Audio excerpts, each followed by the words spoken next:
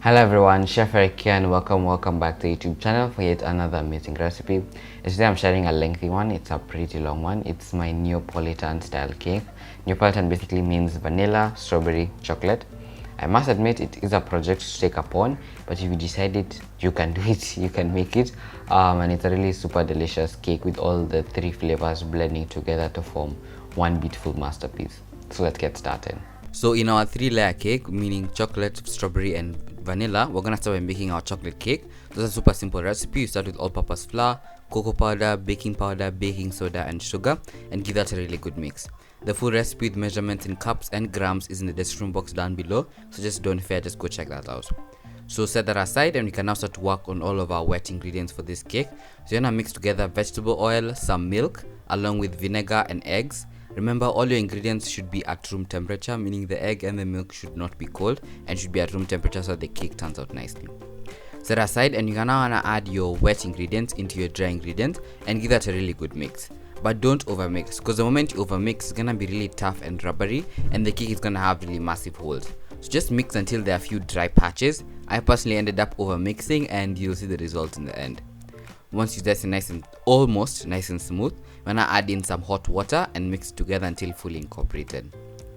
Set that aside and we can now get a nice 6-inch greased tin. I've greased it and floured it. I'm using 6-inch tins for this cake and it'll make like 1.5 kilos. So bake at 160 degrees fan assisted for about 25 minutes.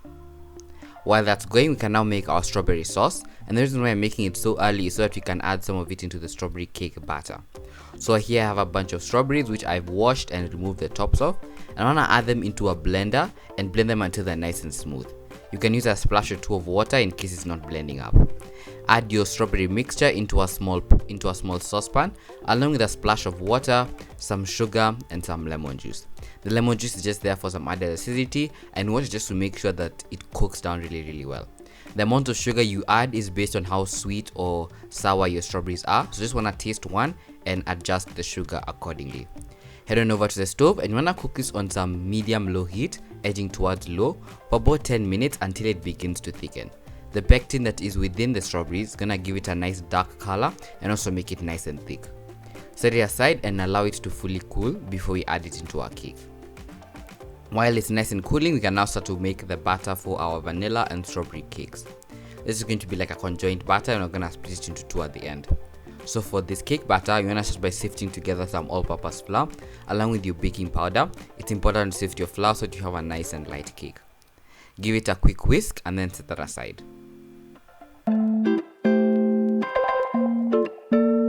We can now start to work on the rest of our ingredients. So into a large mixing bowl, you wanna start with some margarine or butter, and to that you wanna add in your sugar. You wanna cream this for about 5 to 10 minutes with your hand mixer or your stand mixer until it's looking super pale and fluffy. You can do this by hand, but it will be quite the hassle. But if you think you can, if you think you have the muscles, by all means go ahead and do so. Scrape down the bowl halfway through so that you have nothing stuck anywhere and give it a quick mix. Wanna go in with some vanilla essence along with your eggs. Make sure the eggs are also warm in this case or at room temperature. Add in 2 eggs at a time and give that a quick mix. You don't wanna add in all of your eggs at once and make sure each time you add in your eggs, they get fully incorporated. Once your eggs are added in nice and well, you wanna scrape down the bowl one more time if there's some of the eggs stuck to the edges, and you can now start to add our dry ingredients.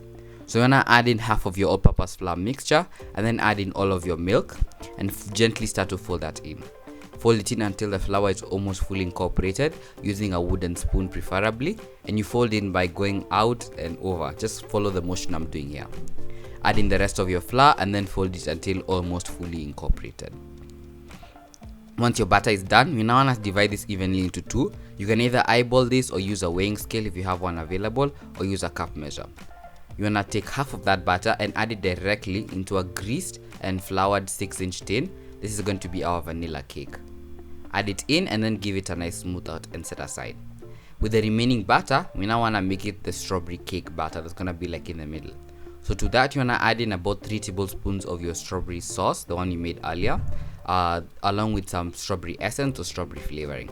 The strawberry flavoring is going to give it a nice flavor and of course give it a nice pop of color so you can actually tell it's a strawberry cake. Fold that in gently and your strawberry cake batter is done. It's gonna be a little bit looser than the vanilla cake, but it's fine. Add it into another greased 6-inch pan. Make sure your pans are greased and lined and greased with flour. I'm using 6-inch pans for this cake and it will make about 1.5 kilos. Bake both cakes at 160 degrees, fan assisted, for about 25 minutes until they are fully cooked through and a toothpick inside it comes out clean. I usually wrap my cakes while they're still warm and pop them in the freezer so that they cool down nicely. While the cakes are cooling, we can now start to make our 3 different frostings. The first one is a whipped chocolate ganache. So you wanna melt together some butter, cream and chocolate in the microwave until it's nice and smooth.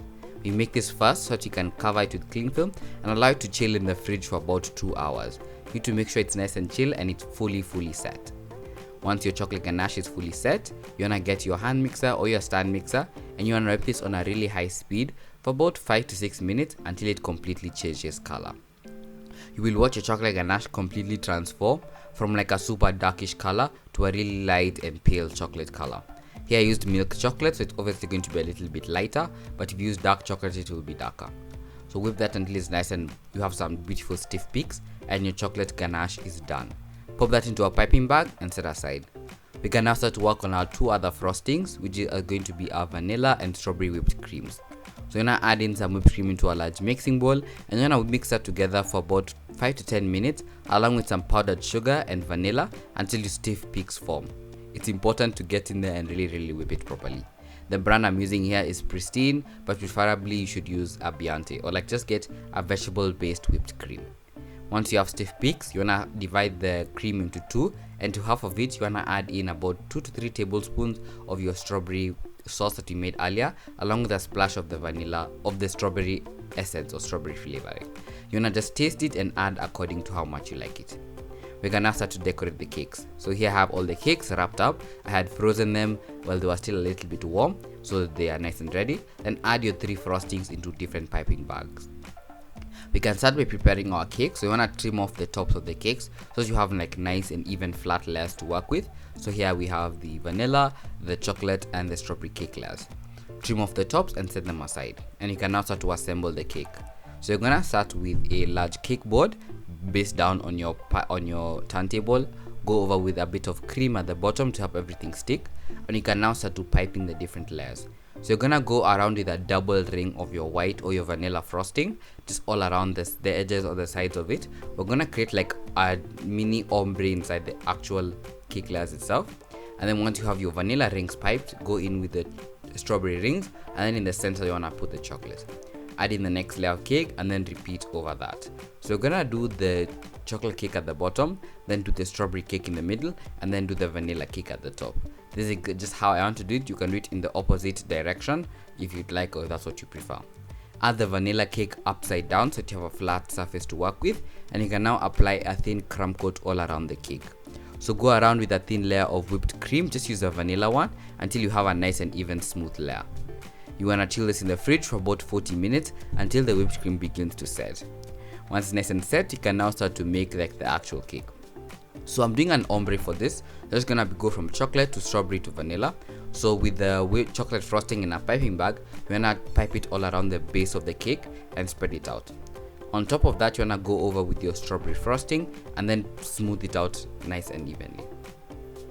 Once your chocolate and strawberry are smoothed out on each of their own levels, you wanna blend the 2 colors together, whereas you run your palette knife in between the 2 colors so they blend nicely.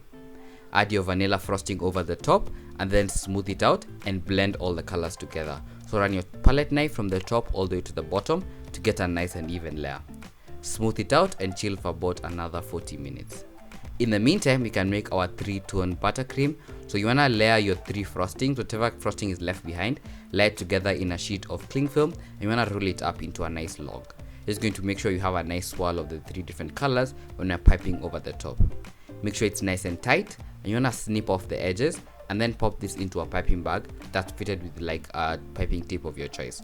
Here I happen to use a closed star tip so you can get like a nice ring all around, although I don't think it's the most appropriate piping tip for this, but it works just fine. So once your cake is nice and chill, I personally went ahead and smoothed my cake out with like a palette knife that's dipped in hot water. That's why it's nice and smooth. Go over with some melted chocolate. Here I just mixed some chocolate and some cream and then did a drip all around the cake. I'll leave a recipe for the chocolate ganache in the description box down below if you're interested.